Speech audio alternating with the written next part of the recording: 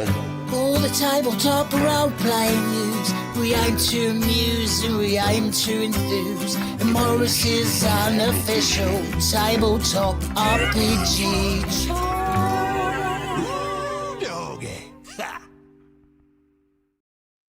Hello, and welcome to Morris's unofficial tabletop RPG talk. I am Russ, aka Morris, or am I Clark Kent, aka Superman? Who knows? And with me this week is PJ Coffee from the Southampton Guild of Roleplayers, also from Homebrew and Hacking TTRPG Design. I can neither confirm nor deny that Russ is a secret Kryptonian. However, what I can say with absolute certainty is I am delighted to be here and to be sharing a podcast with not one but two special guests. Although I suppose not really a guest, but more of a co-host and at this point, and has been for a long time. But perhaps is due to move on to finer things. Who can say? Because joining us today, I have the pleasure to announce that we are joined by ENnie award-nominated streamer.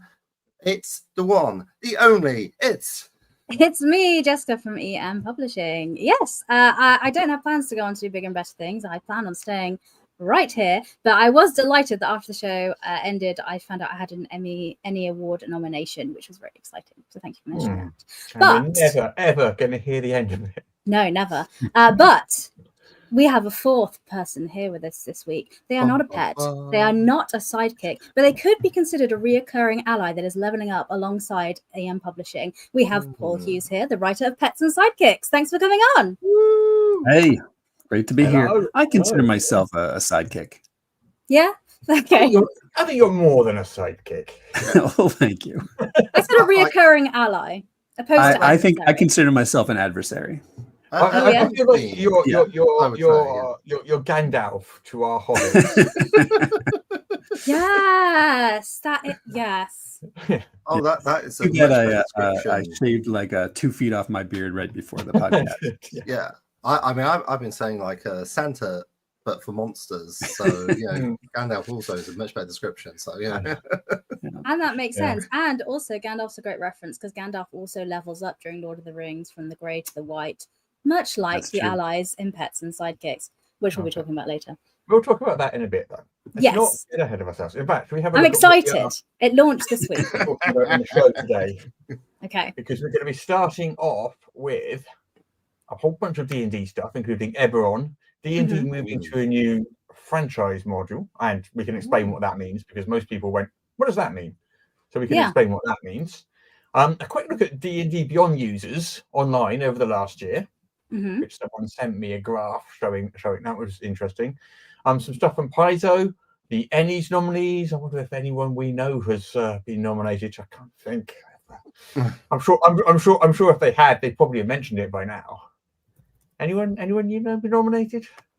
We have nothing. We literally have. You'd have to be a real genius to be nominated for an ENnie, so probably not. Well, I think I've proved not the case. But anyway. Also, we've got some Dragonbane miniatures. We've got some new One Ring and Lord of the Rings starter sets, Star Trek Adventures Exploration Guide, Green Runnings Legal Defense Fund, and then after all that, we can start talking about Pets and Sidekicks. So we've got so much to get on with. Should we get cracking? Let's get started. Let's do it. Let's start. Let's go in the order of the bullet points you listed. Let's do it in that order, yes, because that is the order that I made the slides. Yes. If you do it in a different order, I get really confused. I've noticed that. I've noticed that in the last few weeks, right? Occasionally trying to segue to a related topic, and it was upsetting for you. Yes, so I'll keep and then on track. You see me frantically scrolling through the slides, trying to work out which one's the right one. Yeah. And dear podcast listener, if you're listening to this, you too can experience this confusion if you watch live at 2 p.m. BST every Friday. Woo. All right. Shall we start by talking about Eberon? Yes. So Eberon Forge of the Artificer. I don't even know how you're supposed to say that word. Artificer. One of those things. I say Artificer. Artificer. I say Artificer. I don't know. Well, I guess I'll say Artificer. Yeah. I mean, it's actually Artificer because it's a hard C like in Italian. Awesome. Sorry. Artificer. Yeah. Yes, as they say in the original French. Yeah.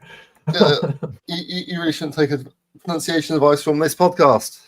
No, Maybe absolutely. Do not do that. Ooh, No one should. $30 for 112 pages. Well, Yes. I guess it must be really good. Yeah, so we knew it was going to be $30 or $29.99 a while back, and we speculated that might mean it was another of those quite small books. Yeah. And we're right. Turns out it's 112 pages. Mhm. Still a hardcover, 112 Mhm. pages. It's a thin. It's quite Yeah, that's a a handbook. third of a player's third handbook. of the size of the player's handbook. Mm-mm-mm. But we now know what's going to be in it. Mm. Oh, yes, we do. Unsurprisingly, we've got the revised Artificer choke class. I don't know. Did you mean artichoke? I'm going to run out of silly ways to say that word now. The revised Artificer class, along with 5 subclasses. 4 of those are previous ones we've seen before. One's a new one called the Cartographer. Nice. Magical maps, illuminating the battlefield and navigating obstacles. That's their kind of vibe. I see. Okay. Yeah. Kind of fun. 5 revised species. So they're all ones we'll have seen before, but updated to 2024. I don't know why they need updating to 2024 because it's not a new edition. But hey, everything seems to be getting updated to 2024. Which is totally not an addition. But it's Let's not a new not. edition. No. You know what? Let's not open this can of worms Let's not again. even- let's not even talk We've about had this discussion many times in the last few years. But yes. Yes. Yeah. So we've got 5 revised species, including the Warforged, 17 backgrounds, and 28 feats, which cover dragon marks. We've got a new spell. I don't know what the spell is, but we've got a new spell. Wow. We've got new bastion options. We've got magical inventions. We have got 3 campaign frameworks, and they're tailored from noir mysteries, skyship chases, and political thrillers. I mean, this makes sense. That all kind of matches the tone of an Eberon campaign. If you go into Eberon, it can be a slightly different, gear change to your classic fantasy of D&D. So that, makes sense. Fair enough. And then finally, we've got 20 plus new monsters. Again, I couldn't tell you what those monsters are, but they're new ones. Apparently, they're not revised ones. Okay. That's what's in it. Probably have some awakened spells in there, I would expect. Maybe. I don't know. I mean, no, They haven't actually, I don't listed think them. it has. It just says a new spell. That's the only mention. Maybe of it's spells. awakened. Yeah. Well, maybe that one is. Awakened spells are monsters specific to Eberon. Oh, I see. That they're spells that have to come alive. Am I revealing my unfamiliarity with Eberon there? Possibly. Who can say? Yeah. But I'm sure you covered this up with that massive deception. Yeah. That's why we have multiple people on the podcast. We all know different things, and between us, we're one competent person. Oh, bless you. Almost, not quite. Come on, don't get carried away. Well, that's true. This Paul's not here. podcast didn't get an ENnie nomination. Oh, it's starting now. It's going to be a long year. Yeah. It's just the short abbreviated version of this podcast. But oh well. Anyway, yeah. We'll talk about that later. So, Eberon, any other thoughts on that? I think it looks interesting. I do the cartography that you mentioned. I think is really interesting because it's taking the Artificer and making it like a specialist in something. Because whenever you classically think of it, you think people making machines. So I like the idea that they're a specialist crafter in a different field, such as making maps and things like that. So yeah, I like that approach. I think that's interesting. I'm very curious to see the adventuring frameworks. I think that if those are gameable and specific, I think that could be there could be great tech in there. So would love to look at it. Possibly, yeah. I haven't actually got D&D 2024, so I'm not familiar with what the format of one of these frameworks actually is. Yeah, I don't think I've seen something like it before, so I think that's why it seems kind of intriguing. Yeah. But I think they've used them before, haven't they? It's not. This isn't the first time. I think they were in the 2024 core rules. I don't know. This is terrible. We're so uninformed about anything we talk about. That's not true. We can talk about Baldur's Gate later. I'll have stuff to say. No, you've always got stuff to say about Baldur's Gate. Indeed. Baldur's Gate 3 is pretty important. So Yeah. Okay. Okay. So anyway, that is Eberron coming on August the 19th.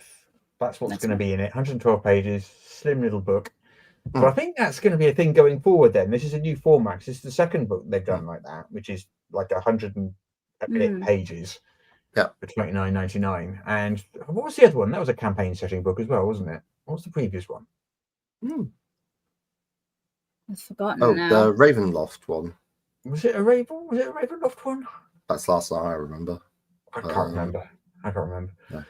Okay. Yeah. So I haven't said we haven't weighed any of these books in ages, Russ. So you know, well, that is falling true. behind. I wonder if those two Forgotten Realms books coming later in the year are going to be like that then.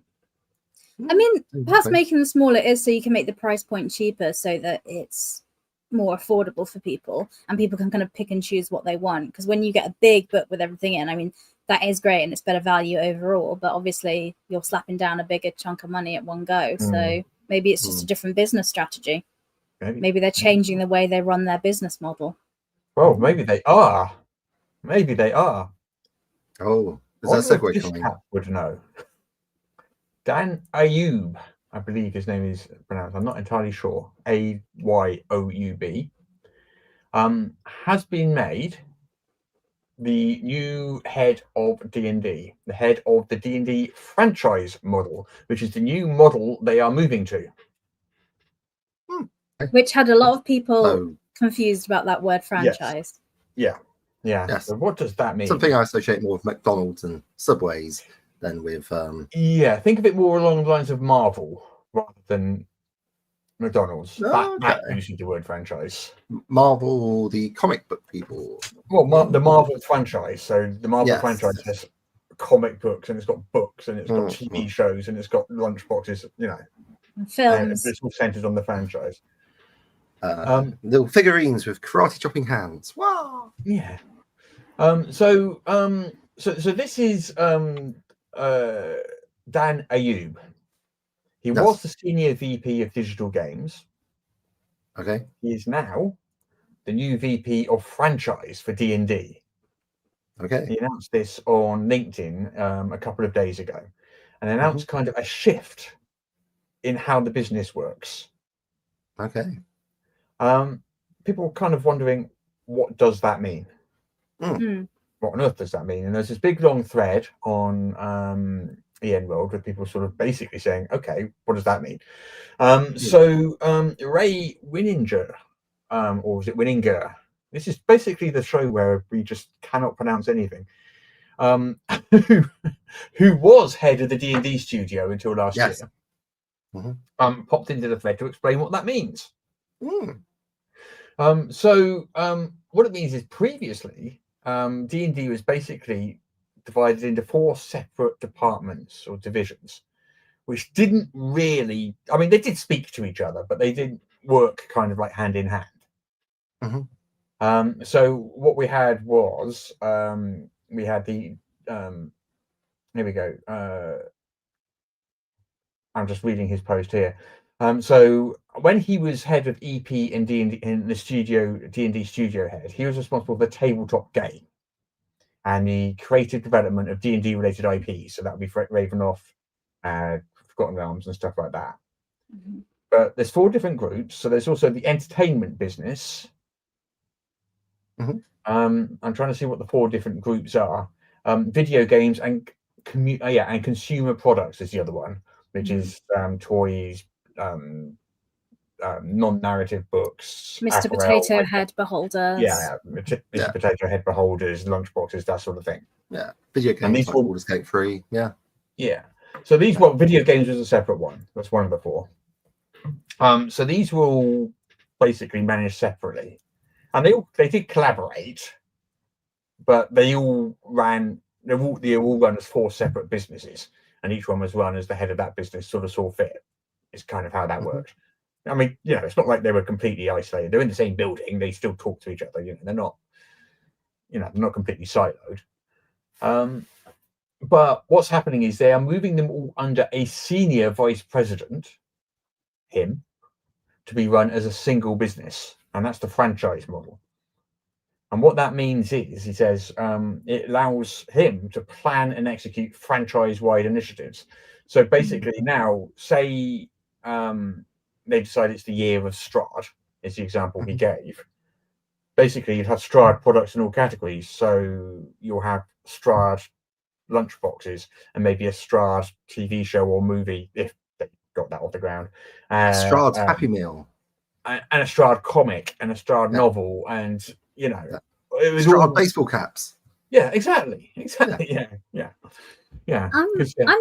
I'm surprised that already wasn't the model, because there's because D&D is a big brand, like that has all those categories in. I think it was sort of the model, but just not as efficient, because it was the 4 different companies run individually. Because it makes sense for brand messaging to have that consistent message again and again and again, like you were just saying about the year of Strahd. So I kind of thought they were already doing that a bit. So from my understanding, that makes perfect sense to me. Yeah. But then if you look at what the toys and stuff that we've been talking about coming out, there's been like Mr. Beholder Potato Head, which is all well and good and fine, but that's not linked in any way to like Eberron, which is the next big book, or the Dragon Delves book, or anything like that, is it? Yeah. There's nothing fine about Mr. Beholder Potato Head. It's just wrong. Okay. Paul, if you haven't seen it, then I don't suggest looking it up. There are some things upon which man was not meant to gaze. Yeah. I have. It's a wonder to behold. Hey, I see what you did there. So that basically is that's basically what's happening. So the D&D studio has been redesigned, remodeled, restructured, and he's going to be the new VP in charge of the whole franchise. Yes, extracting money out of the community through things other than games. And games as well. Yeah. It includes the games. Okay. It's all in one. But also, I guess it kind of means, I guess this has been true for quite a long time, but and that makes it feel like the tabletop game isn't the top of the pyramid, if that makes sense. It's kind of more like, as a franchise, we've got the tabletop game, and we've got movies and things, and we've got novels, and we've got potato heads and lunchboxes and t-shirts, but they're all on a level with each other. Yeah. Okay. It's not like they're all there to. Because generally, when you license something and you've got an IP, it's almost kind of there to promote the actual core thing, isn't it? Yeah. Which traditionally has been the tabletop game. But what is the core identity of D&D? The what? Sorry. What is the core identity of D&D that we'd be wishing to promote? Well, the tabletop game is presumably what previously they'd be wishing to promote, whereas now.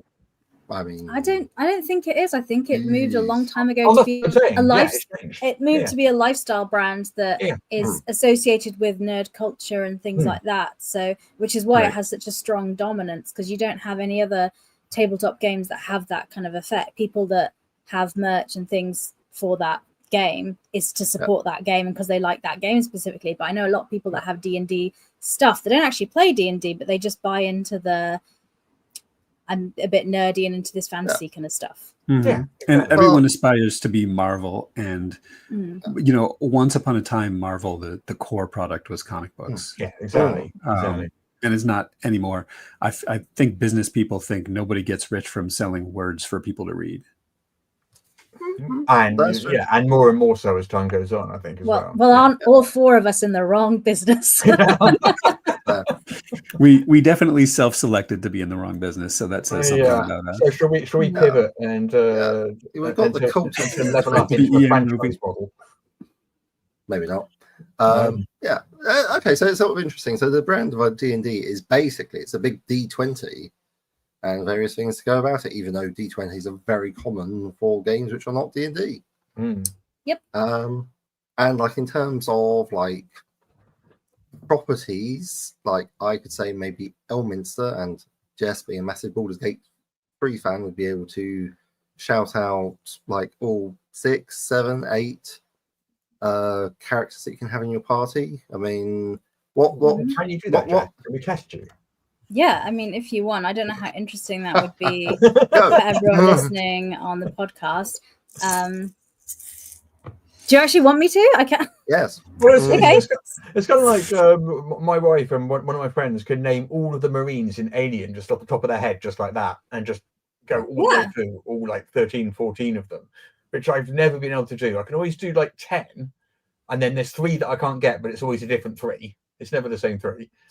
Yeah, I can even get you the obscure ones like Shovel and things like that you occasionally have in. Let's do it. Okay. From the ENnie Award nominated Jessica Hancock, here comes the list of characters. Live on stream. So you start, the first one you meet is Lae'zel.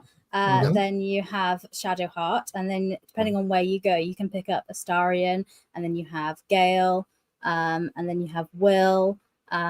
Then you can pick up Halsyn, can join your party. You can pick up Minthara later on. Now I feel stressed about it. It depends on the Dark Urge run. You can also get one of the tieflings, but I don't want to. I'm going to not do spoilers in case people haven't done their Dark Urge runs, but potentially you can get another companion in. Yeah. You can get a Quasic called Shovel. You can get an owlbear little pet. You can get Scratch, the dog that can join your party. Gale has a dog when we played it. Because we didn't play for long enough. If we go back, we still can do this. Gale has a Tressim, although she's not really a pet because she's a sentient being, and we'll talk about the nuances between that later, I'm sure.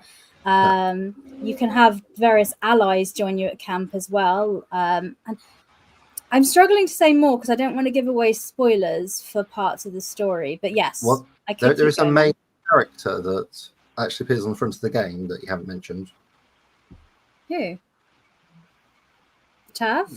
If I say, I don't know. If I say Muscle Mommy, does that narrow it down? Oh, Karlach! I forgot Karlach. Oh my gosh, yeah. Karlach. Easily done. That's 13. Well, there we go. You can forget Karlach easily, but anyway. No, yeah, there's a few more in Act 3 that you can pick up and add to your camp. They're more as allies, though, but I don't want to share in case it ruins things for people. Okay.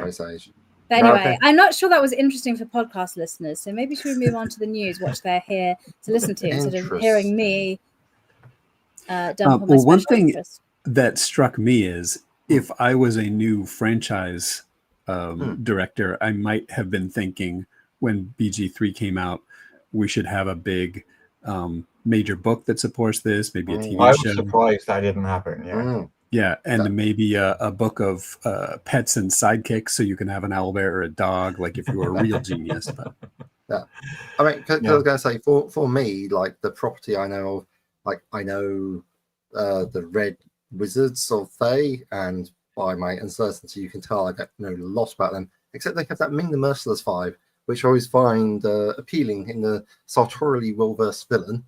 And like there's some guy called Elminster kicking around, but you know, I'm struggling. I mean, for Morris and for Paul, who would you say is D&D for you? Well, Dragonlance is my historical, the way I got into D&D. Like they're always, I mean, probably not these days. Obviously, that was a long time ago. But for me, they're always definitely more there than the Forgotten Realms characters are for me. Yeah. I was a Dragonlance kid, not a Forgotten Realms kid. No, legit.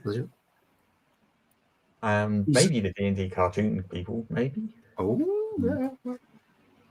What about you, Paul? Who are the characters that really draw you into D&D? Well, you can tell by my white beard that I'm very old.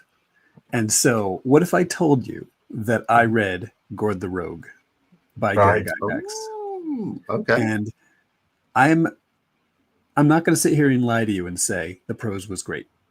And that's all I'll say. But at the time, it was like really, at the time, really cool. This is bad prose, but I will take what I can get because there's only so many things. Absolutely. Yeah. Gygaxian prose is well known. Yeah. So I've never really attached to D&D like brands and IPs and characters and stuff because I mean I was I like the game Baldur's Gate 3, to be sure. Right. But Exactly. like I started role playing and I didn't start with D&D, so I didn't play D&D for until about 5 years into role playing. So D&D isn't associated with role playing in my mind. But my first D&D character that I love is I don't know if this is very egotistical, but it's the character I created for my first D&D campaign because she's incredibly cool. Of course, she's a rogue because I am me. But yeah, and she was very tricksy and stuff, and her name was literally Liara because her name was just Liar with an A on the end of it. So I was very transparent with the name. But yeah, so that for me is, and we had a really big campaign that went on for years in that, and then it ended with my GM at the time ran other campaigns in his world for different people, and at the end we had this big epic fight with about 4 or 5 different tables running at the same time for the big end battle. So for me that is D&D, but it's nothing to do with like the brand. It's more I think the that's story we made. a better answer than any of ours, because really I think D&D is about the process of playing it and not about the associated IP, or that should be secondary. Well, it And should so be. It my should be, but character that doesn't is a seem to be the better direction answer we're than, going. you know, Dristo Erden or... Yeah. But I mean, this is sort of like what I was driving at by getting everyone's experiences and telling a little bit about my own. Also, like nodding along to the Dragonlance stuff. But yeah, but at the time I read the Dragonlance, I didn't know it was D&D. Yeah, because like it was just it. I did not have the internet. Well, it doesn't say D&D was on. Well, it doesn't say D&D on the cover, does it? Well, exactly. So this is sort of the challenge for Dan Ayoub, which is to how do you make a franchise like. What you're going to do out of all this stuff? Because like, yeah, sure, you can have a year of Strahd, but well, yeah, like, for example, so going back to Baldur's Gate, there was no support stuff in the core game for that. It's not like it came the adventure itself. You couldn't buy that adventure, the Baldur's Gate adventure, adventure as a hardcover book, like as a book. Yeah. Similarly, that surprised me because it is a good adventure. Why is the adventure of the movie not? You know, why was there not a hardcover book based on that? Yeah, there should have been something with the movie. Yeah, and that I think is what this franchise stuff is about. Like, give me a shot at Honor Amongst Thieves, and I might like reconsider some of my hardline stances. Is all I'm saying. I really did enjoy that movie. That was loads of fun. Yeah. So that's what the franchise stuff is about. I think making sure all that stuff is more lockstep.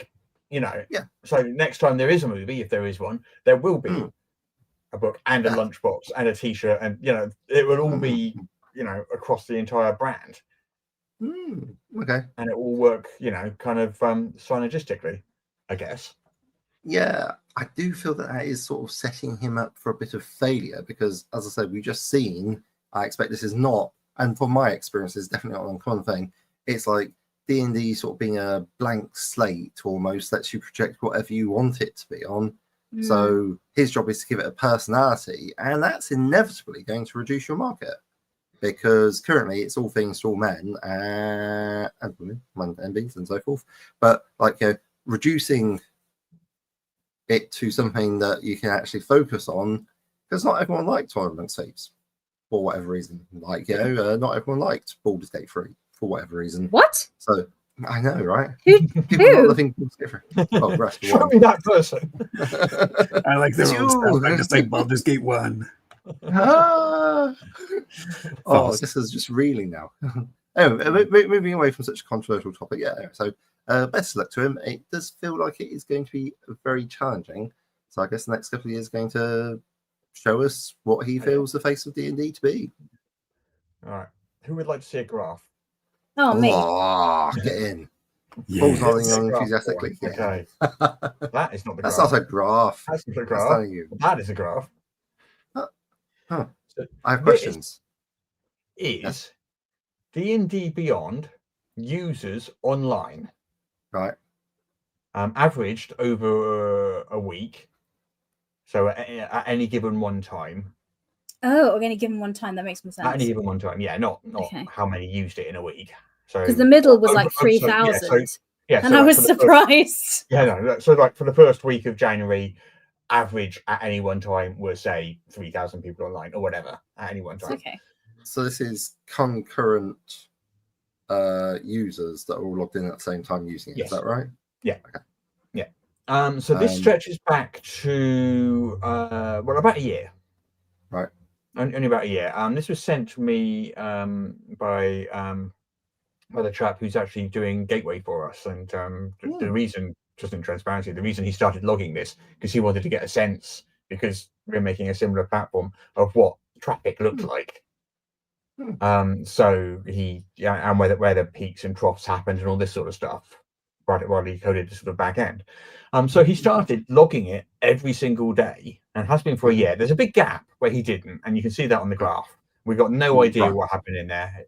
There'd be dragons in there. It could be a big peak, it could be a big drop. Who knows?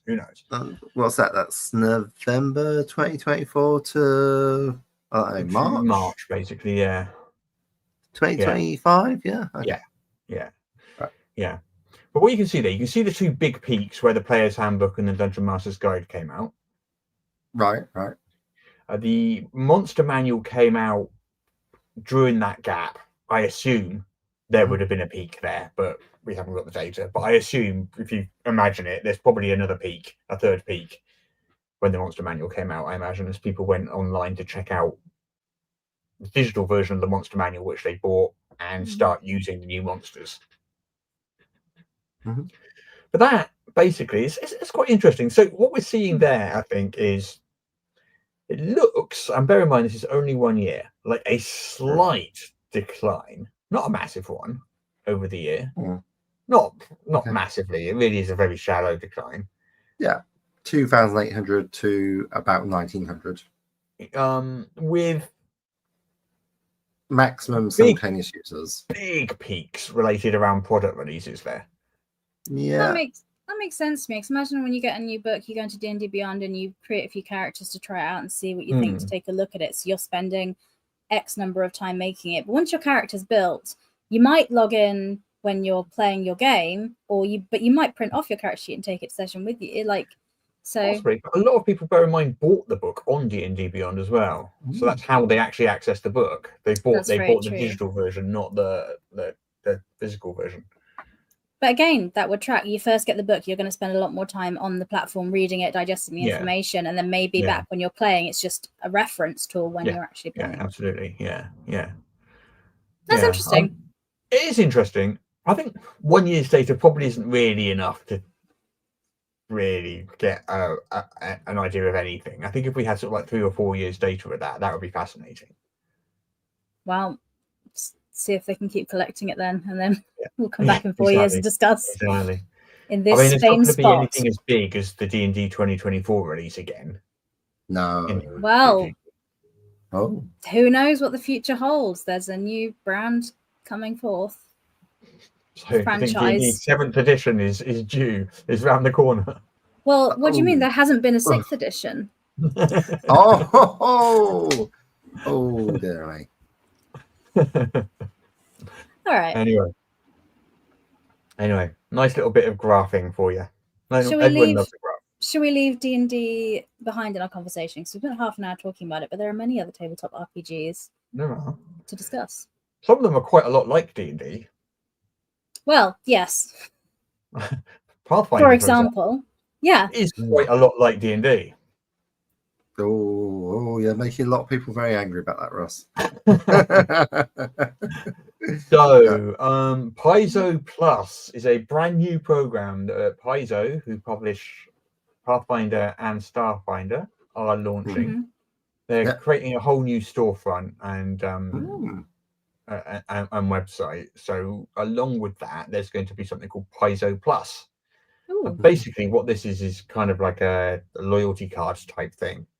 So you earn gold for doing various things. So you get some when you join, you get some on your birthday, you get some when you buy stuff, you get some by following them on social media, you get some for writing reviews on their site. So there's different ways you can earn gold. And then you can spend that gold on various perks. So those perks include discounts. Oh, nice. Well, they're mainly discounts, to be honest. But that's what you'd want, really, isn't it? It's like your gold gets translated into real world gold, into money. So discounts. I can do that a hat for my avatar, to be quite honest. Yeah. Like But some of their organized play adventures, which cost under $10, when you get a discount of under $10, that basically means you're getting a free adventure.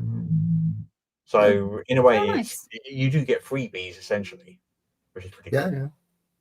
Oh, that's a nice idea. It's a nice way to support people that are really active in the community, that are on social media giving reviews, that are in a way supporting the brand. I think that's a nice idea. Exactly. Yeah.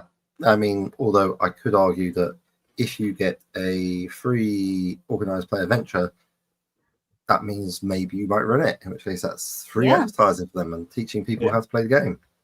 So certainly it's like, that's how we've got people running Pathfinder 2nd edition at the Southampton Guild of Role Players. They're running the organised play because that takes a lot of the work out of it. Yeah. Same thing with D&D's Adventurers Guild. Same thing. The league, yes. Yeah. Anyway, that looks cool. That does look cool. So you can sign up and join now, and it'll be coming up soon, is it, or is it live now? It's coming soon. Okay. So they're making a new website basically, because their current one they've had since like the dawn of time, early 2000s. It's an old website, and it's had some updates over the years. No, yeah. But I think this is a totally brand new storefront and website and stuff. That will be a huge internal job. As somebody that's just tries to edit our existing little website, I can't imagine the scale of doing that whole new one. Actually, that does bring up a question for me. Paul, you're a big maths nerd. Do you enjoy a bit of Pathfinder now and again? I like Pathfinder. I do a little bit of writing for Pathfinder. It's, there's a big continuum in sort of simplicity versus complexity. Pathfinder is about as far as I go in terms of complexity. But there's a lot of area in the simplicity side that, it's, the Shadow Dark direction that's also really fun. Yes. Okay. Sorry. I just thought I'd ask it. It seemed like maybe that was your sort of game as well. Yeah. I like Pathfinder. It's just fine. I think the only thing with Pathfinder is thematically, it's not as much of a departure from D&D to sort of tempt me over. I'd want to play a different genre, or at least a thematic, something quite different to D&D. Like Starfinder. Starfinder, for example, would work. Yeah, Starfinder would work. I would think that would be more your game than Pathfinder. Absolutely. Yeah. I mean, 2024 almost sort of moved, lessened the gap between D&D and Pathfinder in a way that was out of Paizo's control, I think. Yeah. Well, Pathfinder 2e has deviated quite a bit from the original, to the extent that I would call Pathfinder 1e colloquially, I'd call it an edition of D&D. Yeah, obviously it's not technically one, but I'd call it colloquially, I'd call it an edition of D&D. I wouldn't call Pathfinder 2e one. But I mean, the whole point of the remastered books was to put some clear blue water between them and so even more so now. So why would you say the gap has narrowed, if you don't mind me asking? My sort of, I don't want to talk about 2024 too much because we sort of moved on from there, but my sort of read is it's a little more locked down in that same direction, a little higher complexity than 2014 and so on. So maybe moving away from the natural language sort of rules to a more formalized. I mean, that's my impression, but is that absolutely, yeah. Right, but I don't want to drop a controversial D&D talk in the middle of the Pathfinder talk. So that's fair enough. Don't cross the streams. Yeah. Moving on. Right. What's next? The ENnies nominees were announced minutes after we ended the show last week. As we said during the show, we said that is definitely going to 100% happen. As soon as we end the show, they'll announce the nominees, and of course they did. So we have to wait an entire week to talk about them. So anyway, the ENnies nominees were announced. It's quite a indie-focused slate this year. Yes. There aren't that many showings from the big companies. I mean, they're in there, but there aren't that many showings from the big companies. obviously the list is really, really long because the ENnies have a lot of categories. But I did notice that Ziva's Bed and Breakfast was nominated for Product of the Year, which has been won an Origin Award just like 2 weeks ago. Okay. Monty Python's up there. Got a nomination for Product of the Year. And the One Ring Warrior Through the Doors of Durin has got a nomination for Product of the Year, which I literally bought this morning because that reminded me to do so. While I was putting the show together, I was looking at that and I thought, hang on, I haven't bought that yet, have I? So now I have. It's on its way to me. It's also in the lineup for best cartography, and I mean, that would have my vote for best cartography. If it doesn't win best, well, I would say I haven't seen all of the other cartography, so I can't say it's the best, but I can say it is excellent. And I've got, I've got the top map because it was very, very kindly given to me at UK Games Expo by Bonhomie Games, which Bonhomie Games, Bonhomie Games, which is very, very, very kind of them. Yeah, but do you know who else got a nomination? Look at that! In best streaming content, Ian World. There's a nomination for This Week in Tabletop RPG. Wow, This Week in TTRPG podcast. That is really just you, Jess. So good job. Yeah. I mean, that's not this podcast. No. But it does walk off the back of this. For people that don't know, so This Week in Tabletop RPG is I do the week's news in 3 minutes. So if you're listening to this and thinking, gosh, they're waffling and talking a lot, I wish they would just tell me the bullet points of what's happening.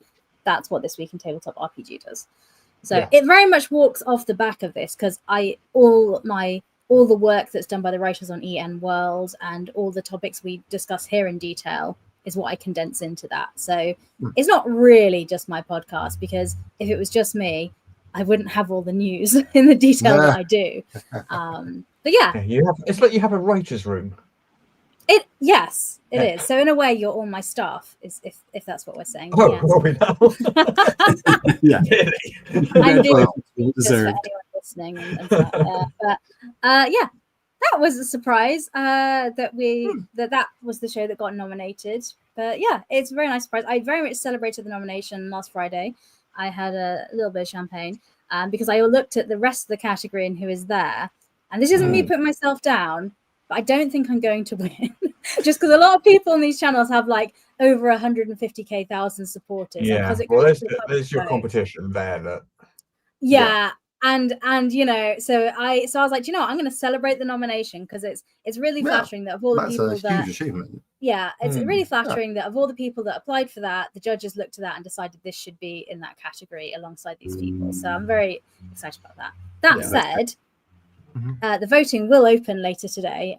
So if you would like to vote for This Week in Tabletop RPG, that would be lovely. Yes. Thank you. Go over and vote for Jessica, because then, if possible, instead of her legal name, because she's legally changed her name to ENnie award-nominated Jessica Hancock, she'll have to legally change her name again to ENnie award winner Jessica Hancock. Well, my middle name was Anne, but I've changed it to ENnie, so it's close enough. Close enough. Airport install. Yeah. There we go. Yeah.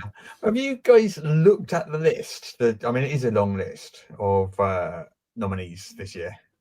Yes. Is there anything that stands out that you're pleased to see on there?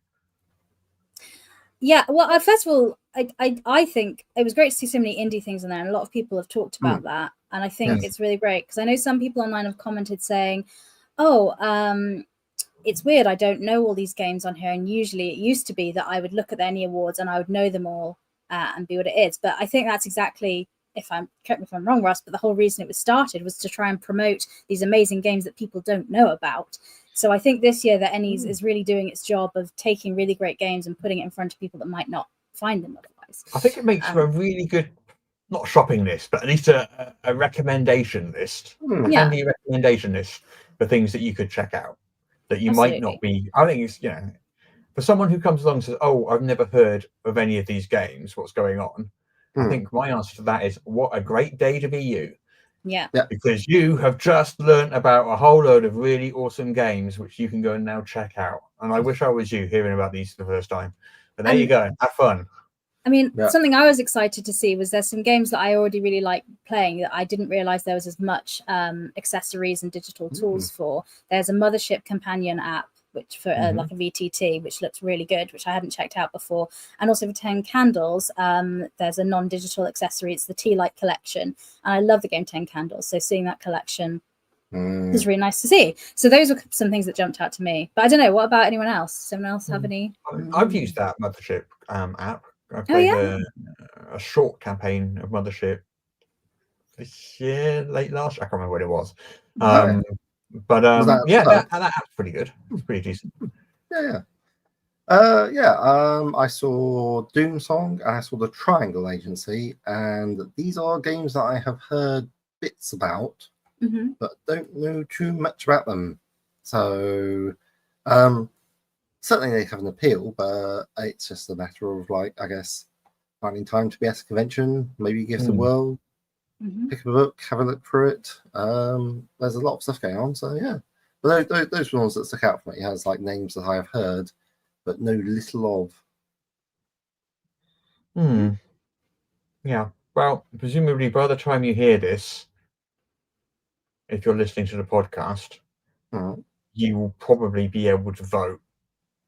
Yes. But I don't know what time the voting goes live, but generally everything in the world happens like just after we finish recording the show. That's how the world works. So Well, it's because it's the morning in the US there, so people that are taking it live have to wake up, check it's all good before hitting the go button. It's not my fault most of the world lives in the wrong time zone, is it? Well, most of them don't, but that's a different conversation. But yeah, congratulations to the ENnie Award nominees. And if you're listening, if you went and voted for games you like or are interested in, that would be really helpful to support publishers that you like. Yeah. Or maybe even me. Streamers you like. Yeah. Or content creators, streamers that you like as well. Yeah. For example, I don't know. Right. Next in the news. What have we got next? Dragonbane. Dragonbane. We have Dragonbane miniatures. That doesn't look so small, that dragon. It's probably smaller than a real dragon. Well, I guess. Like those real dragons that really exist. It's smaller than one of those. Do you know, that was me in real time getting ready for a fight and then deciding it wasn't worth it and immediately backing down. That's what happened there. Anyway, as often happens in mine and Russ's meetings. It's like, do you know what? No, just like let's let it I mean, you get the Komodo ones, but I imagine this miniature is still smaller than one of those. Than a Komodo dragon, I would imagine. yes. Yeah. Seems so. But these are from Free League. They've partnered with Titan Forge, and they're making miniatures for their Dragonbane game. Nice. Or in the Swedish, Drakar och Demoner. I have the book and I've not run it yet, but reading through it looks really nice as a game. I'm excited to run it at some point, and it's in my to run pile, but I've not yet done that. This is quite fun because each miniature set also includes an adventure. Oh, that's nice. Only a small one, a mini adventure, but an adventure featuring the monster in question, giving you everything you need to drop the miniature straight into your campaign. That's a cool idea. Yeah, they must have a franchise manager. They definitely do. Yes. Yeah. That's probably where Wizards got the idea from. Yeah. So if you're into minis, there you go. Get yourself some Free League minis. This is one thing I am interested in. The next thing. This looks fun. So the next thing is the One Ring and Lord of the Rings role playing. There's two versions of this product. That is 2 new starter sets. For those people who like playing in Middle Earth. I do. Yeah, and they look pretty good. And they're not expensive either. $29.99. It looks like you get a lot of stuff in there. It looks like you get some books, a rule book, adventure, pawns, dice, a big map, pre-generated characters, all the stuff you'd expect in a starter set. Usual stuff. $29.99. You could get a very slim D&D book for that. Yes, yeah, absolutely. It's really clever. They've done the miniatures as like cardboard standees, like you'd have in board games, and that would keep the cost down. But that's still really fun and really great. Yeah. This looks really deluxe for $29.99. Yeah. Although I don't want to blow our own trumpet too much, it looks about similar to what you get in our $24.99 starter set for Level Up. And What's Old is New. Well, no, Level Up is $29.99 as well, and What's Old is New is What's Old is New is $25. In fairness, sorry, business manager jumps in. Actually, but yeah, it's good quality. I do like the A5E starter set. It's got some good stuff in there. So yeah. But we're here to talk about the Lord of the Rings. So the Lord of the Rings role-playing game is 5e, and the One Ring is its own system. This does look really good. I've got the other One Ring starter box set, which I've still not used. Again, that list I'm just talking about of things to run, it's in that pile, which is that tower behind me, if you see. This looks really great.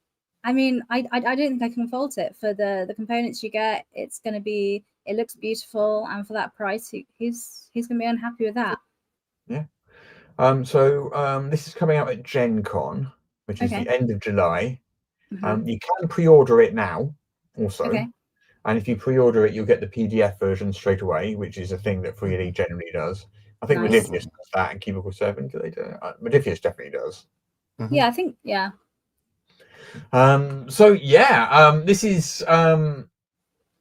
this is set in the wildlands of Northern Eriador. So you start off in the Shire, and the Prancing Pony, no less.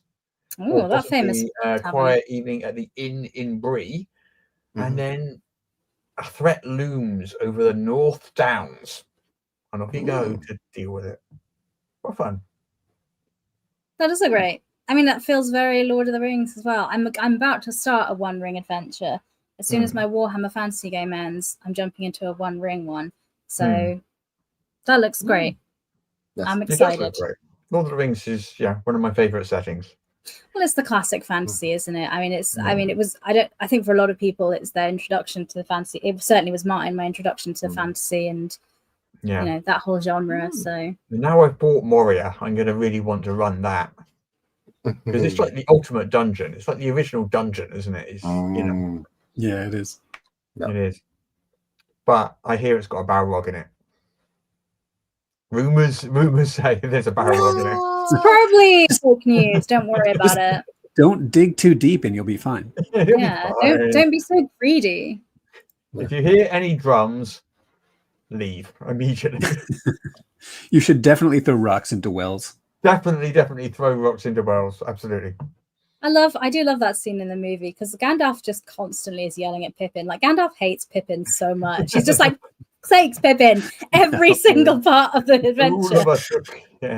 He just hates Pippin. So, and in fairness, Pippin does do stuff, but like, every interaction you see with Pippin and Gandalf's just like, I hate this Hobbit so much.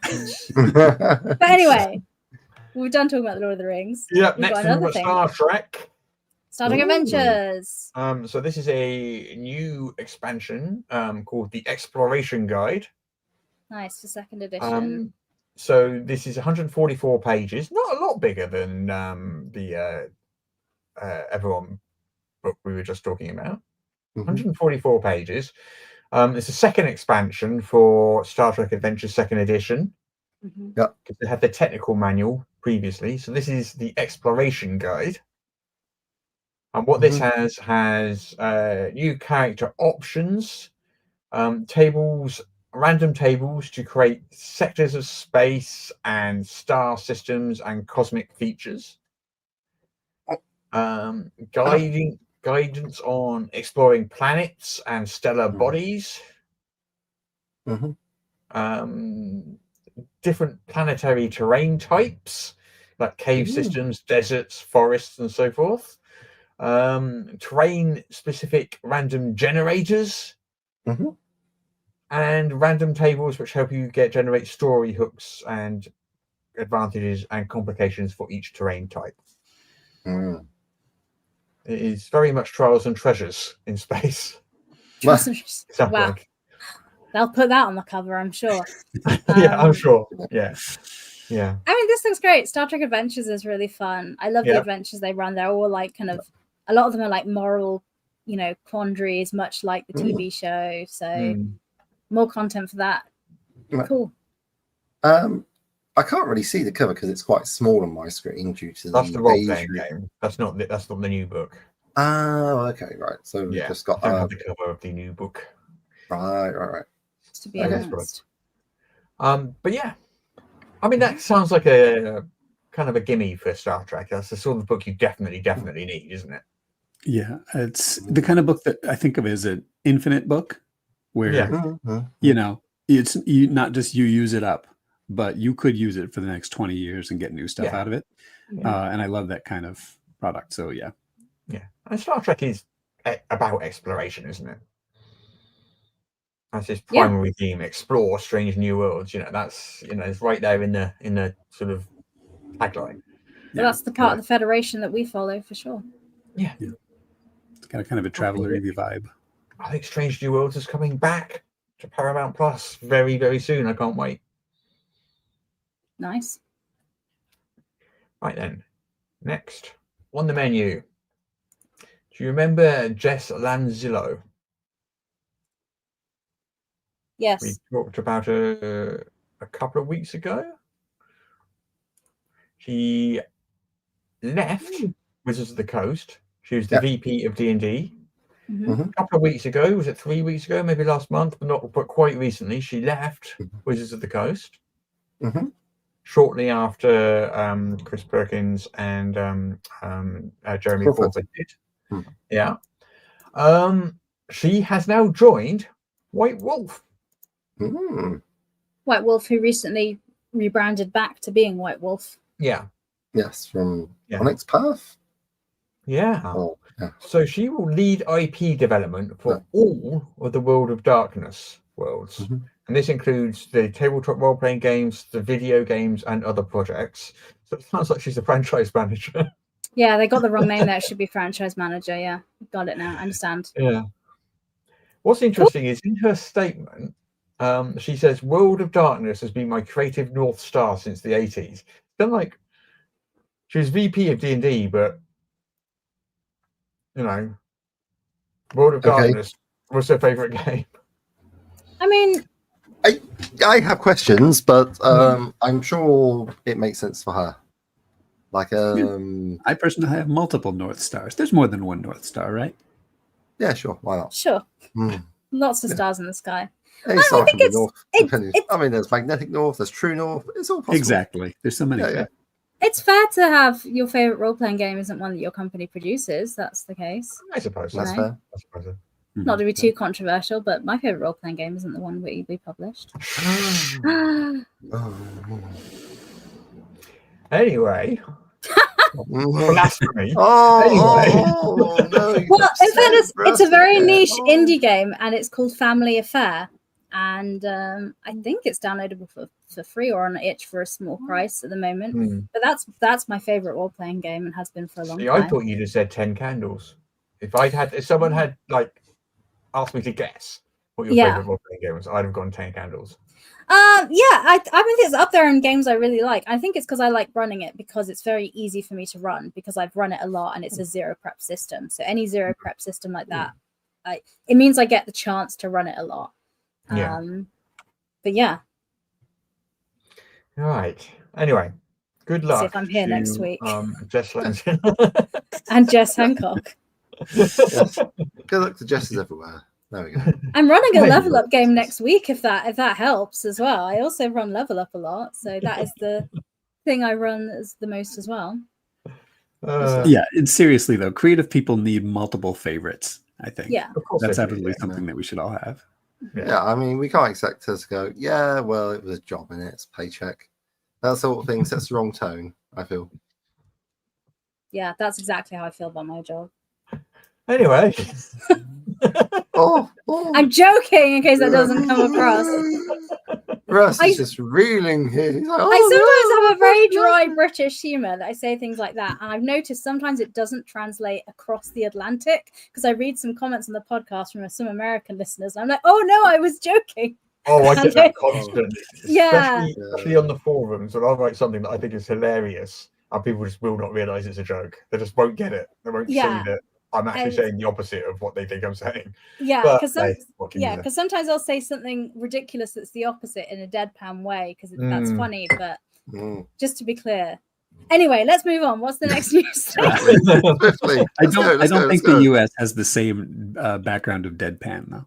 No, possibly. Yeah, I mean, but every culture has different humor as well. Like if you look at French comedy and things, that's very that does surprise me. I mean, everyone knows Americans are famed for their grasp of sarcasm. So, well, let's not start a culture war, PJ. There's only so much. We haven't even started talking about Pets and Sidekicks yet. We're an hour in. Let's not. We don't have time for that.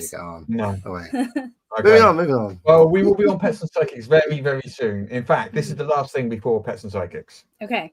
For those of you that joined us at Pets and Sidekicks are saying, I've been listening to this for an hour. Where are the bloody Pets and Sidekicks? They're coming. They're coming. In fact, I think possibly like we should actually put a note in the show notes that the Pets and Sidekicks are sort of take a note of the timestamp at the time. Yeah, I'll do some timestamps on this one. Well, just for that. They appear off the commercial break. Yes. Anyway, the next thing. Oh, yes. So this is the Diamond Comics thing that we spoke about last week. Yeah. Tell us, Russ. Green Ronin have launched a GoFundMe. And when I last looked at it, and they only launched it, I think it was like last night, it was already coming up to like $18,000. So people are definitely getting on board with this. Okay. But this is for their legal funds so that they can fight to get their stock back of Diamond Comics. Yeah, I mean, we did go into it in quite some detail last week, where it transpired that with selling books on consignment, a company that then goes bankrupt can then sell those books that it has possession of, but does not legally own in order to pay down its debts. And that is a thing that can happen. But Green Ronin is going, quite sensibly with they haven't paid for those books. There are books and we'd like them back. Please help join our funds to sue them to get them back. Which, I'm like, fair play to them. Let's see how that goes. Yeah. Well, so Paizo, as we know, has announced that its upcoming releases won't be appearing in mainstream stores or Amazon because of this.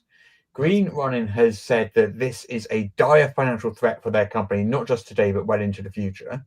Yeah. Yes. Fair. And on their GoFundMe, they're talking about how the timing, while there is no good time for someone to steal all of your stock, the timing couldn't be worse because they're just coming up to Gen Con with massive.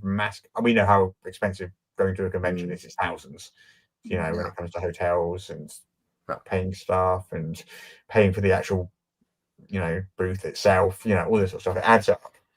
And having the double whammy of your books then being sold off for like a third or less of the price. Yeah. And losing your distributor as well. And losing your distributor. You've also lost your means of getting books into stores. And lost the stock that you legally own that you have paid to have printed and sent places. Yes. And that is your means of generating future income. Yes. At the same time as various tariff shenanigans. Yeah. Yes. Yeah. So so this is a GoFundMe to raise money for their legal defense. They're going to hire lawyers and they're going to fight to get their stock back, basically. Yeah, so I think there was a court hearing on was it the 21st of July or something? There's a hearing to hear objections, so I don't think that's like a trial.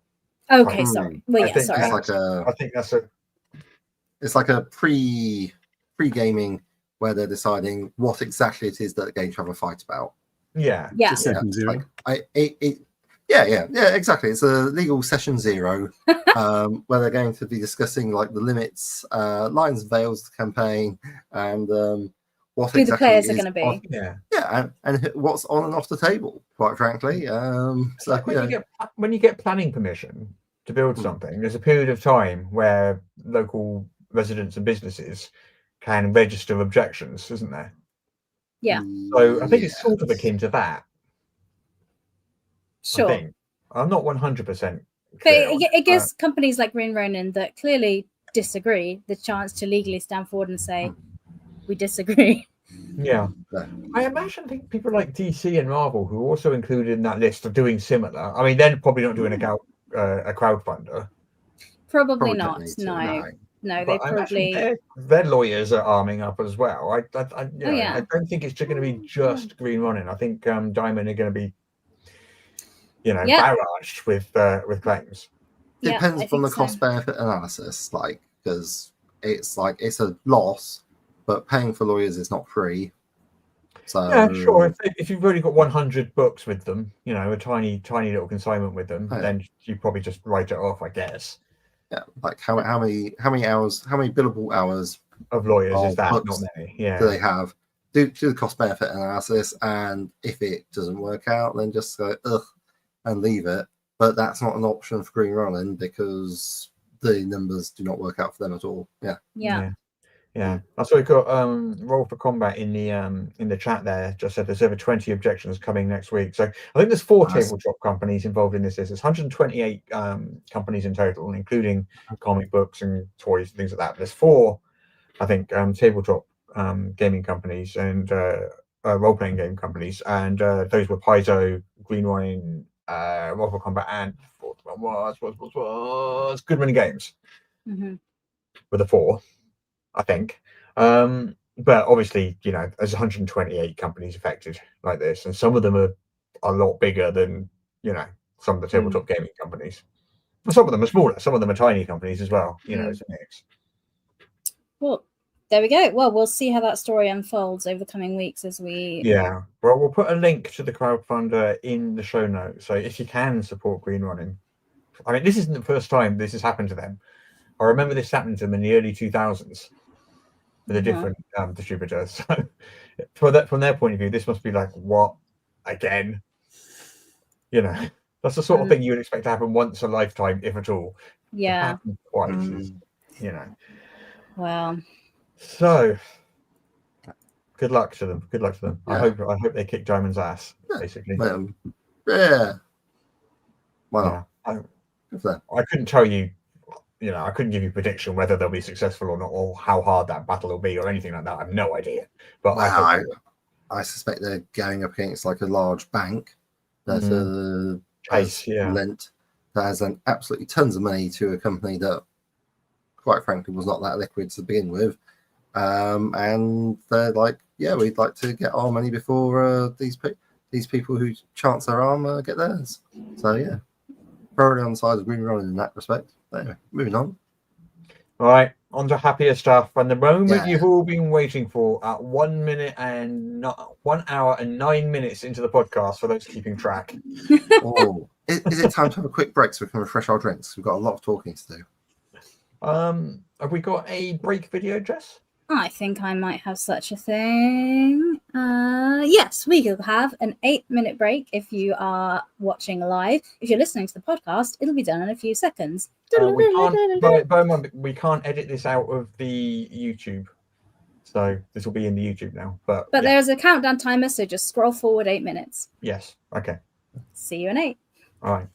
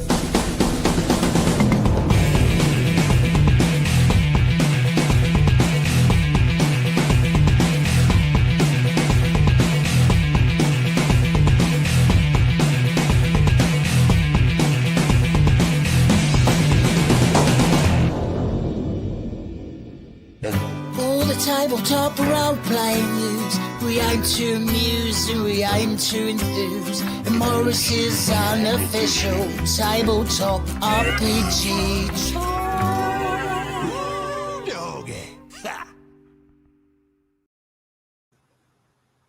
Hello, welcome back after the break. We're back here, fully refreshed, ready to go again to talk all about pets and sidekicks. Yeah. So, I just want to quick mention that our Dragon Delves, you know, the new Dungeons and Dragons book that came out this week, Yes. the review of that, our official review from Beth, has gone up live on the site literally just now while we were away. So if you want to know what that book is like, you can go and take a quick look at her review. Yes. In the Unlike meantime- us, she has read the book. Well, there's another book that I've read. Pets Really? and Sidekicks. Oh, yeah, I've read this one as well. One was home. Well, you can't talk about it now because I haven't read it, so spoilers. Oh yeah, no spoilers. We should probably stop the podcast right now. No, go on. We're going to be full of spoilers. So, Pets and Sidekicks. So, Paul, I'm sure everybody who's watching knows what Pets and Sidekicks is because we haven't stopped talking about it for the last month. But do you want to just give us the quick elevator pitch? Yes. This is the book for the situation where, while adventuring, you acquire an NPC. And there's a sort of a problem at the center of any system where you level up. And that is there aren't rules for monsters and NPCs to level up, so that wolf or kobold or bard that you befriend is a really cool and fun companion for about 2 levels. And then either the GM has to hack something together, or you have to they wave and wander into the sunset. There's not really any support for you, keeping them as a long-time beloved ally. And this is something that I've struggled with as a narrator and in-game master. And, thinking it would be really great. I have one player who loves to play a ranger and is always picking up like giant spiders and so on. Wouldn't it be really great if at level 20 you are still riding this giant spider, but instead of being taken out in one hit, this was actually just as relevant as it was earlier on. It's something I always wanted. Similarly, I had another issue where I would have a big bad evil guy who you fought at level 3, and you want to have them again at level 5 or level 7, but unless you sort of have some way to update the stats, then you're looking at a less exciting combat in the more climactic portion of the story. So it would be great if there was some mechanical way to represent this where me as the game master didn't have to do all this work myself and sort of invention of all this tech myself. And so that's where the 2 ideas for this book came from. And from that, in Monstrous Menagerie 2, as an appendix, we added rules for leveling up monsters. And we thought, okay, let's just go crazy, have a complete book of these, have every kind of pet or sidekick that you can think of as a pre-gen, as well as rules for making your own. And so that's what we have here. So it's really exciting because the book has I think close to 200 pre-made pets or allies or sidekicks and people, or even people that could potentially be reoccurring nemesis NPCs that level up with you. But like you say, there's rules for making your own. So if any monster book you have that you're playing from, you can look at that and go, yeah, actually, let's use the rules in this book to adopt that into our party and make that part of the game. That's right. And like earlier on in the podcast, we were talking about Star Trek and sort of the possibility of having a book be an infinite book, where this is something you can never use up. There's 200 pre-gen sidekicks in here, which is going to take you a while. It might take you, a couple thousand years to get through. But let's say you live to be 1001.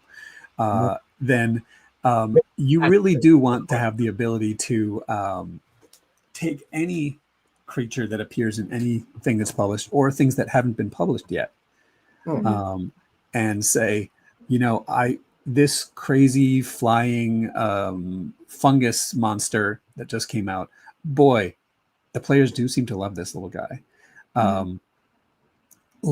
You can just plug in the rules here. And so we've got a big chapter which has sort of like, the kind of stats that would increase as the party increases, and a huge menu of new abilities, kind of like feats that you can look through and get, that are specific. Some are general, but a lot of them are specific to certain creature types. So you can say, there's a whole menu of these are the kind of fun new abilities that plants can get. The ability to put down roots and draw power from the land, or maybe even poison others or suck their energy, kind of, a sort of a Pokemon situation where you've got creature types and sets of moves you can grab that way. So instead of just sticking with the stats that you had when you get the monster, except all the numbers go up a little, you do unlock new capabilities, just in the same way that a character unlocks new capabilities. What I really love is that we've got the sort of selection of general features that most monsters can choose from, as long as they meet the prerequisites. And there's a couple of dozen, more than that, like 30 odd of those, I think, or more of those near the beginning of the book. But each monster itself, or each creature type, I mean, monster is also a bard and also a whatever, each companion type also has its own individually, uniquely tailored set. Right, exactly. So it's just saying, and here's some that we built using these rules, which is something that you could just do. You wouldn't need to be published. We have sort of thousands, I think, of bespoke heroic features that are specific. The bard is the only sidekick that can get, kind of like a bardic inspiration. And, the wolf has some specific ones about, like grappling and pulling down, creatures in a wolf pack and so on. And so not only can you take this pre-made, pre-generated beetle, for instance, like what we've got on the screen, I've just thrown which up has on screen. you can see there's a big, well, you may not be able to see either if you're listening to the podcast, or even without zooming in a little bit on the screen. The text is pretty small to read on the screen anyway. So you probably can't read like it. A dung beetle or a stag beetle? Looks baby. That's a stag beetle, I think. Okay. But with a someone mounted on the back of it, so it's probably quite large. Yes, a riding. What's the point of a beetle if you can't ride it? Is what I always say. I've never said that. But you can also see there are some variants. For instance, at the end of this, there's a giant ant variant. You may this text is bigger, so you may be able to see it. So this is something that we do a lot in Level Up. It's a great way to increase the bang for the buck. We can't print 1,000-page book. Well, we sometimes come close. We've printed a 600 plus page book, to be fair. Right. But we can include a giant ant, add a couple of new features, and that greatly increases the number of things that you can discover and travel around with. But another thing that you may be able to see, even though you probably can't read the words, is there's a lot of bullet points here. We've got a lot of choices available. So for instance, at level 4, we got 1, 2, 3. It looks to me like there's, hard to see, but it looks like there's about 5 different choices that you can pick when you're leveling up. Not only that, you can go into chapter 2, which has the general rules, and select from maybe 30 or so potential things that you could throw in here, and that goes both ways. When you're, let's say that from another product you found some other kind of bug, you can then go into the beetle and grab some of these features as well to inspire you. So all in all, there's just the number of special creature features that are added here is excessive, and I apologize for it. Yeah. So we got I think 170 stat blocks, I think ish, maybe. Yeah, and it's always hard to count because you're like, we've got the dragon hatchling, and there's a dragon hatchling for every core advanced 5e dragon, of which there are a lot. I don't know this. It might be like 17 or 20. Nice, yeah. So do you say that's 17 different creatures? I think I wouldn't, but if you included them, I think you would go over 200. Yeah. Wow, Yeah. there we go. One of the things I found interesting was because we've got pets and sidekicks, because some of these creatures are pets that you would keep and care for, but then others aren't pets because they're like sentient beings that will grow up and have their own, you know, their own lives and motivations and things. And I love that there's a chapter on motivations and when the tables can turn, because like maybe if we adopt the cute little owlbear as a little cub, it'll be great in our party, but actually at some point things could go wrong, and it gives really nice options for GMs to kind of play with that. I thought, I don't know, Paul, if you could talk a little bit about how that works. Yeah, both beasts and creatures, non-sentient creatures, and sentient creatures have agency.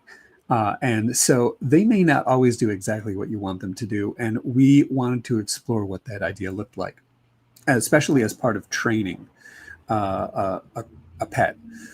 For instance, the owlbear cub that you can pick up in Baldur's Gate 3, for instance, it looks really cute when you pick them up.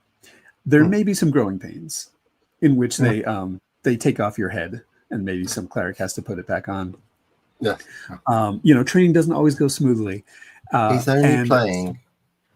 Yeah. Yeah. It's only playing with your head. But you know, if you have a spare, then you can continue the training. So we have rules for training, the difficulties involved. You know, there are some downtime activities you can use to gain their loyalty and trust. We have a kind of a loyalty system which can be used for not just sidekicks, but also for allies generally.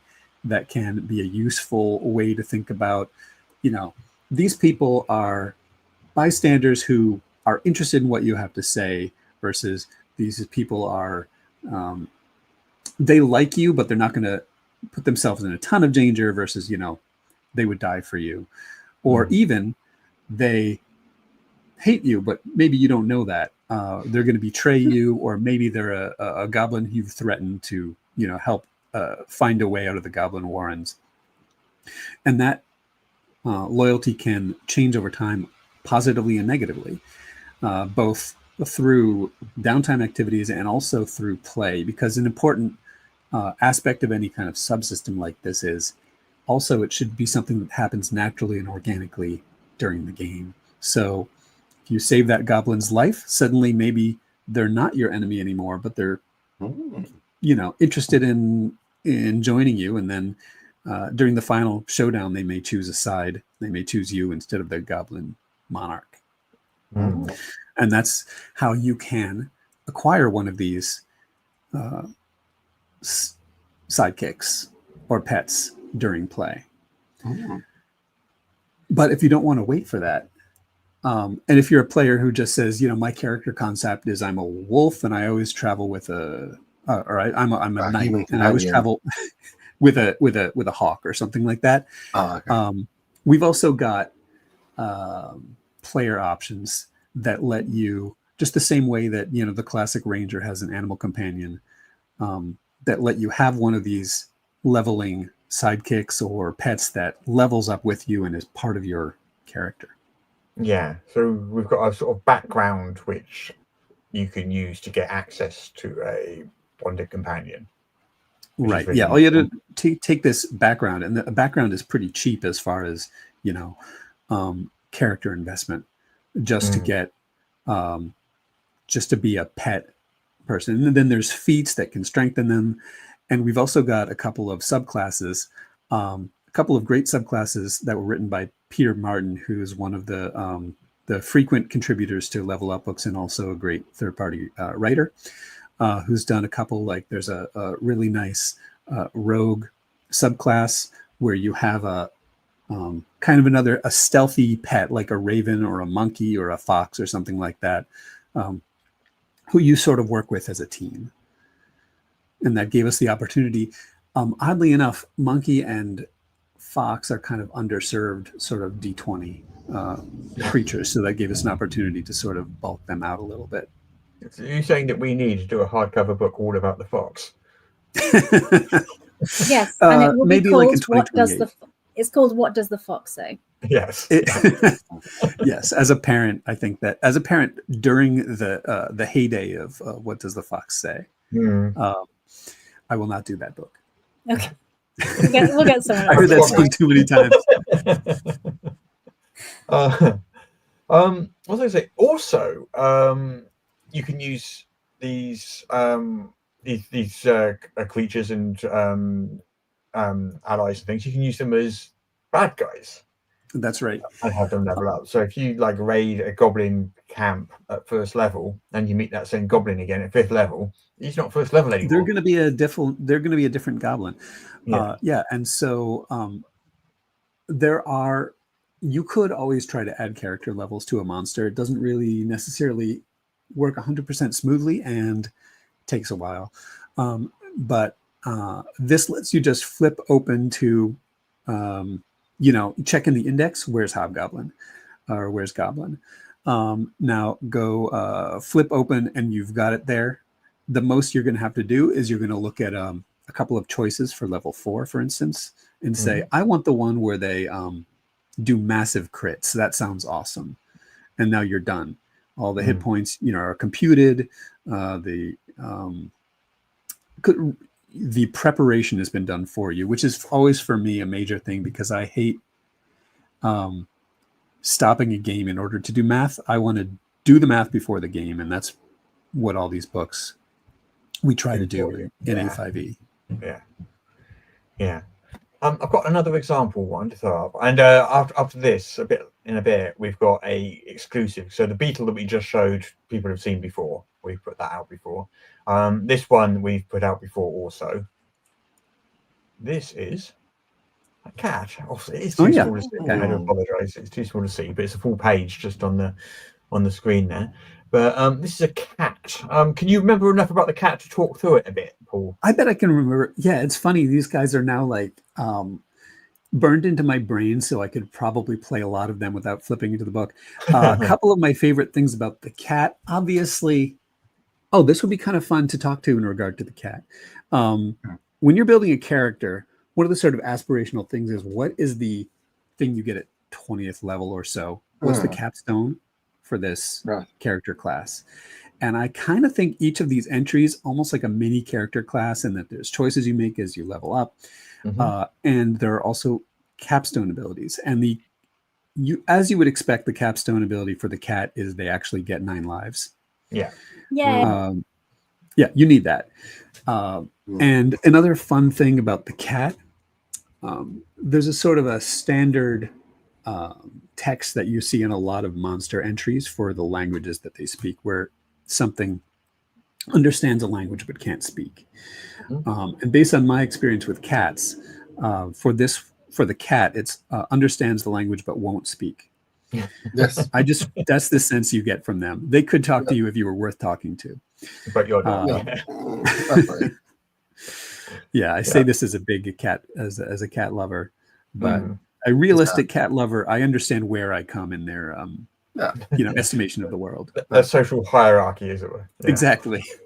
So it looked like it had levels that it gained at level 1 or That's 8, right. And then a big jump to 20. It's 1, 4, 8, and 10.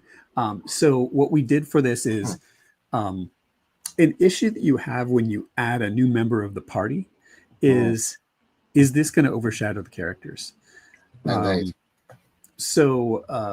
Is this going to make it so that the carefully balanced, for 4 players adventure is now a cakewalk because we've got the cat that is going to take out the bad guy. So what we've done is they level up half as fast as players. Okay. And their power level, the power level of a level 10 cat is about the power level of a level 10 character, but generally has more hit points because what you really want them to have is the survivability of a higher level character. We all know that in a movie, it's okay to sacrifice the occasional human, for dramatic purposes, but you don't kill the dog. Yeah, that's just not. Nobody likes it when the animal goes down. So you want those to be survivable. We also have a whole section about the survivability of sidekicks and how you want to handle that and ways to make it your sort of emotional investment safer. As I've played Minecraft with my daughter. And there's a mechanism in Minecraft where you can train a wolf and have it as your companion, but it can be killed, which is tough for a kid. And so we want to make sure that you're not setting yourself up for a disappointment when you invest in your pets. So I'm going to show another example on the screen now. This is the exclusive preview. No one's seen this before. This is the dog. Okay. You can see that I've annotated it there myself. Yes. I crossed out the suggested names and I put the names of Jessica's dog and the names of my 2 dogs in there. Oh yeah, that is something else good to talk about. Does anybody else have a problem where if you have to come up with a name on the spot, the name is usually like Both? Yeah, Boblin the Goblin. So many goblins are called Boblin. Slippery Steve, Snaky Steve, Dumb Steve. Yeah, Steve is just not a good goblin name, and yet for some reason every goblin is named Steve. This is a classic A5E thing where when we can, we put in suggested names. It's just 1 or 2 lines that saves me a lot of headache. So we have my suggested dog names, which are all garbage because they should be replaced with the names of Hudson, Marvin, Morris and Django. Jessica's dogs. Yeah. Absolutely. But you can see this is a 2-page spread with a lot of different options for your dog and also a lot of variants. The death dog with the 2 heads who has 2 attacks, and the blink dog companion. A blink dog, what a great companion to have. Their intelligence, their language users, they're actually sidekicks and not pets. Although in the dog a stat block. If my dogs had that power, the destruction. I can't even think. The power of a blink dog to just teleport around. Currently, I think a blink cat would be more of a nightmare, actually. Yeah. I don't know. Let itself out. Yeah, probably. That's true. Yes, because you don't want a dog to let itself out. Yeah. Whereas a blink cat is like, just teleport through the window and chat. Yeah. Okay. So that's quite interesting. So this would be an example that you were talking about earlier of. So the dog would count as one of the 200 creatures in the book, but the blink dog and death dog variants would not count towards that total. Is that correct? I think they would count in the 200. There's about 75 or 80 entries. An entry would be like dog. And this isn't true for the dog. We've got 1 main dog stat block, but often there's multiple stat blocks in 1 entry. For instance, for spider, you've got your regular spider, the kind that you have as a familiar if you're a wizard. You've also got your giant spider. Hand-sized spider, the giant wolf spider, which is dog-sized, spider, and the giant spider, which is horse-sized. So there's a couple of different stat blocks, and then there's also variants as well in there, and you can somewhat mix and match. I guess theoretically, you could have a 1-inch long phase spider, although that would be kind of a strange matchup. But what a cool thing for a wizard to have. And again, I want to shout out, we also do have a another archetype by Peter that's in the book, is the familiarist, which is the wizard who specializes in their familiar and has a familiar that levels up with them, and can become a more integral piece of combat instead of being, oh, I forgot I had an owl. And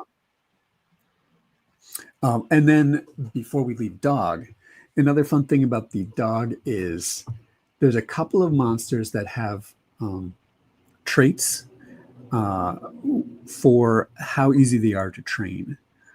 So a dog has a trait that makes them easier to train when you're using the training rules that are in chapter 1 or 2. They're just great pack animals and pets. Some have a trait that makes them harder to train, such as the dragon hatchling. These are creatures that are, in the wild, are independent creatures, and they're not starter pets. No. Whereas the dog and the wolf are just great. They basically almost train themselves, easy to get along with. Very regular. Right, because what is an adventuring party but a pack? Yeah, of course. Mandate. So on the topic of training, can you talk a bit about the difference between pet tricks and features, heroic features? Yeah. So starting with heroic features, that's sort of our feats for your sidekick. And that's where you have most of your differentiation and your choosing exactly what kind of cool stuff I want my berserker or my ooze to get when they level up. But also, pet tricks are something that we added. This is for pets only, not for sidekicks, where you can spend downtime just like you can in real life to train your pet and teach them useful and cool tricks. So you can say, I've got this. If let's say I'm a halfling and I have befriended a wolf, you could spend some time to teach them the steed pet trick, and that will allow them to be allow them to be rideable and to have sort of give you advantages when you're riding. Or you could say, I'm also, instead of the steed pet trick, I want to train you to go hunt and hunt for me and bring back supplies when we're on the road.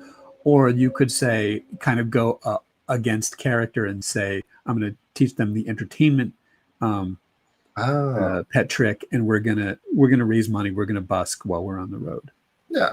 Walk on its hind legs, and there are journey activities. Right, exactly. And a lot of them do interface with the journey activities and allow a pet to participate in a journey activity, so they can keep guard or scout ahead or be a watchdog for you. Interesting. Okay. Yeah. Well, this book is just so crammed full of stuff. It's, we've got. Yeah, we haven't even gotten to the pet only magic items that we've added, the new equipment. One sort of fun design piece was like, what if? Let's gear up your let's say that you're He-Man and you've got Cringer the or whatever. That guy has cool barding and all this cool stuff. So let's add some of that. Let's have magic barding. Let's have like magic whistles that can summon your horse, or dismiss it because you have to go downstairs. And it's like, what's worse than taking a horse downstairs? And that's something that makes it hard for certain character archetypes, like the classic. I want to be a cavalier. We're going in a dungeon. I guess I'm only half of my character. Well, you've got like the warden. That's a ranger archetype. You've got the burrow. You got the burrow rider, which is a berserker archetype. There are definitely archetypes which have a mount as part of their whole thing. So this could be a real game changer. Exactly. So, what are some options that we can sort of make these live up to the fantasy when they don't live up to the fantasy? So there are some items you can drop in. There's also, because we're leveling up monsters, that gives us opportunities to say, here's a bag of tricks that levels up so it's not useless past level 3, or here's a figurine of wondrous power. I think I mentioned Drizzt earlier. What if your panther levels up so that when you're level 20, you've got a high level panther along with you? That sounds very cool. Yeah. Yeah. But it's still relevant. Yeah. Yeah, it's like these leveling up rules can just be applied in different ways. You can use them to alter your wild shapes and things like that. Say you really like wild shaping into a mouse. That's just the thing you really like doing, and you still want to be doing that when you're level 16. Yeah, but you can't really because mice are crap. Right. Oh, exactly. Stat block wise. Yeah. Indeed, that's right. Yeah. And that's something where, like, sort of as an experienced player, okay, I got to do this, then I got to do T-Rex, giant ape. There's certain things you have to do for power level. But in order to get there, you had to give up on your original dream when you started playing the game of, I want to be traveling along with my bear. Because the bear, caps out at what, like challenge 2 or whatever, and then something like that. You can't just really be going around with a bear when you're level 20. So you have to give up a little bit of your character. Level 10, yeah, right, yeah, exactly. Famously, it's like what's it? Critical Role, Trinket the bear. It's just like, well, I guess I'm also here. I'll step back and try not to get hit by a stray fireball because I will just die. Yeah, right. And I think that's one of the major benefits of this book is it does allow you to, if you have a character concept, I would like it if you can actually play your character concept and not have to give up on it after a couple levels, both for your animal companion if you're a ranger, and also for your druidic. I've got a connection, my backstory is I have a connection with the with wolf folk. So for some reason now I turn into a giant ape. You can keep on being a wolf. So, like, I hope people don't mind me asking questions, but I recall earlier, maybe I got the wrong end of the stick, that there was the implication that if you found a creature and the stat block wasn't in the book, you could use the book to adapt that creature to become a pet or psychic. Did I get that right? Yes. Right. So basically, almost anything. Perhaps I think any monster that has been published or will be published for for A5E or D&D or any of the D20 systems. Tales of the Valiant, yeah. Tales of the Valiant, yeah, exactly. So what's the minimum spec you require? Because like I've had my players attempt to tame a chul.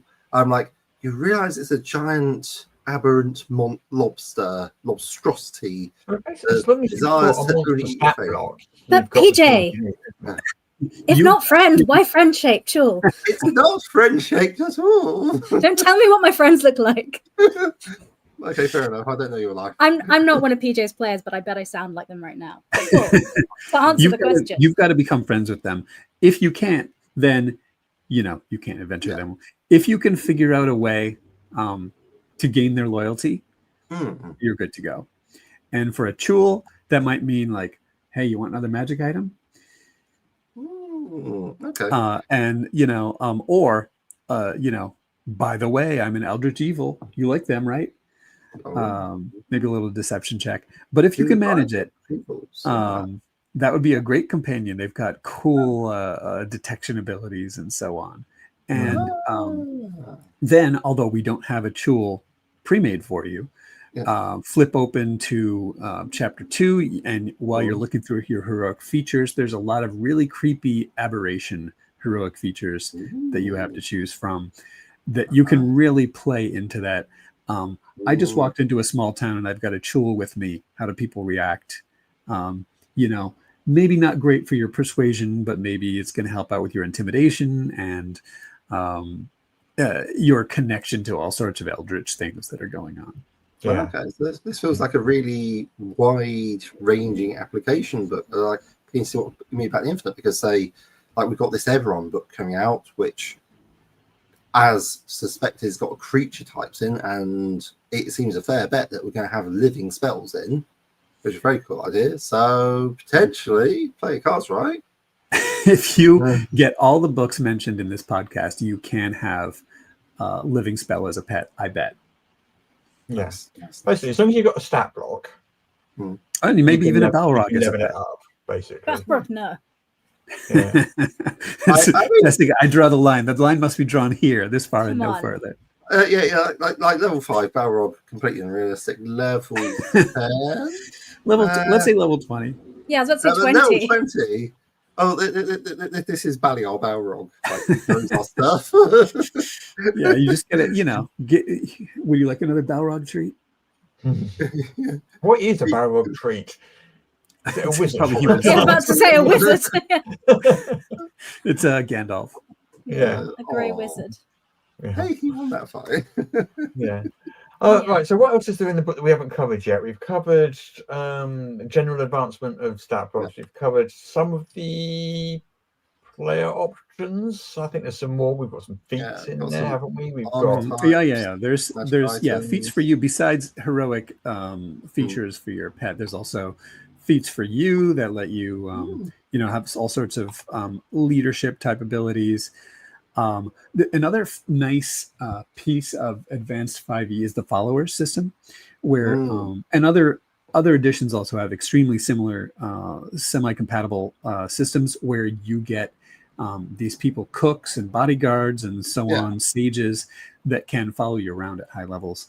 And there's rules for combining those. Maybe that sage has become very important to the party and is now a sidekick. So we've got rules for gaining the abilities of a follower and also sort of the combat stats and other features of a sidekick. Like promoting a follower into a sidekick, isn't it? Exactly. Yeah. It's like at some point you have to admit that the players just love this character and they want to take them around and not get them killed because they have one hit point. Yeah, no, I mean, we've got people like the bodyguards and so forth in Level Up whose purpose appears to be right. Bodyguard is already kind of a combat follower. So, like, a chance to like build them up, like, make them a bit more two-dimensional sort of thing, three-dimensional. Right. So there's a suggestion, I think, that when you're choosing what abilities to use for a bodyguard, that they should be a fighter, which is one of our sidekicks. We've got one for each character class, from the one that no one knows how to pronounce that we mentioned at the beginning of this podcast, all the way to Wither. The Artificer. So you can just say, all right, now my bodyguard also, I can choose, do I want this to be full, I get martial maneuvers, or do I just want to say, this guy does has an extended crit range, something a little simpler, what exactly do I want out of this? How much screen time and emphasis do I want this to have as part of my character? Yeah. And that kind of speaks to the compatibility of it with other maybe based systems as well, because where a creature might have a choice of getting something like a combat maneuver, which is like an A5E thing, there's always an option for them to choose something that isn't. So you've always got an option to have something that is compatible with general 5e based stuff, rather than having. So you don't have to have A5e in order to use this book. Right. That's something that we try to do with these books is say, here are some options if you have A5e, because A5e has so many core options. But if you don't, there are simpler alternatives that you can do instead. And that's something that we're allowed to do because we have this idea of you're picking from a menu when you level up. Yeah. Francita, our art director, just said in the chat, the art in this book is really fantastic. The artist did a spectacular job if I say so myself. I hope you all love it as much as me. I got to say, just like the art itself on its own is, I think, almost worth the entry price. It's gorgeous. It's great. There's so many great pieces. It's always got more art than other books, just because you have to illustrate each one. So it's chock full of art. All done by real people. There's a Polygon article which has a couple of previews. You should just check it out just so you can see the unicorn art, which is one of my favorites. Unicorn is actually good to mention. That's, obviously that's a sentient creature, and also it's a high challenge rating creature, a base unicorn. So how do you handle that at level 1? And at level 1 you have a unicorn, a young unicorn, a unicorn foal that you're the caretaker of, and they grow up to the point where you're at high level, and if they like you, and if you play your cards right, you might be able to ride them, although they're not a steed. A unicorn is a intelligent creature. An intelligent creature. It is a sidekick, not a pet. Yeah. I mean, and that is less unrealistic than perhaps it sounds, because, for example, wild magic tables in 2014 D&D, the Chaos Sorcerer has I don't think they're called Chaos Sorcerer, but wild magic sorcerer or whatever has this extended thing, and one of the things that can happen is a unicorn pops up, says, "Yeah, what's up?" And you're left to balance that as a GM for a first level party. Like, whoa, wow. Right. Yeah, so that would also be, this book would really help, because then you can have a level 1 unicorn. Oh, a little uni, like from the cartoons. Yeah, basically. Pretty much. Yeah. Well, that sounds absolutely amazing. Yeah. We're running long now. We're coming up to 2 hours now, so we do need to start wrapping up, I think. So is there anything else that we should mention that we haven't covered yet from the book that we can think of? It's live on Kickstarter right now, so it is live on Kickstarter. We don't mention that. Okay. It is live on Kickstarter right now. Yeah. It's doing pretty well as well. It's I don't know what it is in dollars, but it's just coming up to £40,000. Yeah, $50,000 last I looked. Yeah, so it's doing well. Yeah, on day 3, I think that's pretty exciting. Yeah, it's going well. Well, I was going to say something I've completely forgotten, so I'll be quiet now. No problem, BJ. But so it's live there. If it's of any interest, go take a look. What a load of pledge tiers. We've got just digital, got physical, and of course, Paul wrote, well, not completely, but led the projects for Monstrous Menagerie and Monstrous Menagerie 2, and they're available as bundle deals in there as well. So you can check that out there. And as always, the PDF will be given to you the day the Kickstarter ends on August 7th. So in August, you can be looking through and using this in your games, and the books will be looking to get to you by January, which will be a bit longer because printing and shipping. What will the names of the dogs be in it in the final book? Indeed. Who can say? We shall see. So we're just going to leave it like that, just with the red writing on it. Actually, I think we should, just as a all right. Yeah. Right. Okay. So, thanks so much for coming on, Paul. Thanks for writing this book for us as well. Well, you didn't do it alone. Peter helped you as well. No. Great. A5E has great writers and great editors, layout people, artists. It's a great team. Yeah.